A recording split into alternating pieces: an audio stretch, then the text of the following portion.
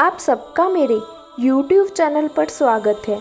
आज मैं आपको पीर लखदत्ता जी की करामात, एक इच्छाधारी नाग और राजा की कहानी सुनाने जा रही हूँ। सबसे पहले मेरे YouTube चैनल को सब्सक्राइब और इस वीडियो को ज़्यादा से ज़्यादा लाइक और शेयर करें। पीर लखदत्ता जी, राजा और एक नाग की करामात की यह कहानी राजस्थान और पंजाब की लोक कथाओं में बहुत ज़्यादा प्रचलित है। पीर लखदत्ता जी एक महान फकीर और दानी पीरों में से एक माने जाते हैं, जिन्हें लोगों की भलाई और चमत्कारिक करामत के लिए याद किया जाता है।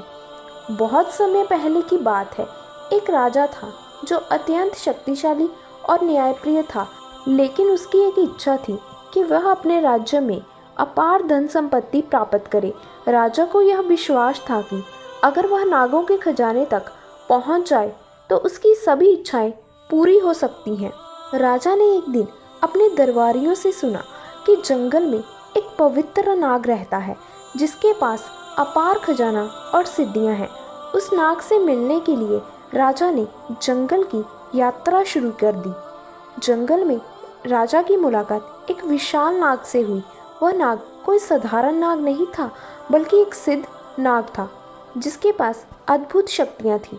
नाग ने राजा से कहा, हे राजन, खजाने और सिद्धियों को पाने के लिए तुम्हें अपने लालच को त्यागना होगा और पीर लखदत्ता जी का आशीर्वाद लेना होगा। बिना उनका नाम लिए और उनके आशीर्वाद के तुम खजाना नहीं पा सकते।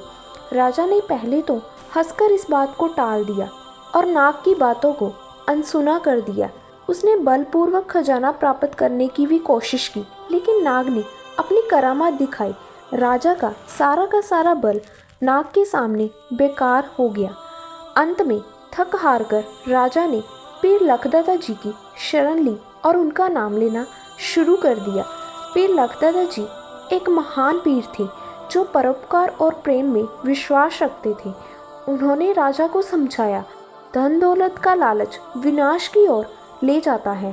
पीर लखदत्ता जी ने राजा को आशीर्वाद दिया और नाग से कहा कि वह राजा को क्षमा करे।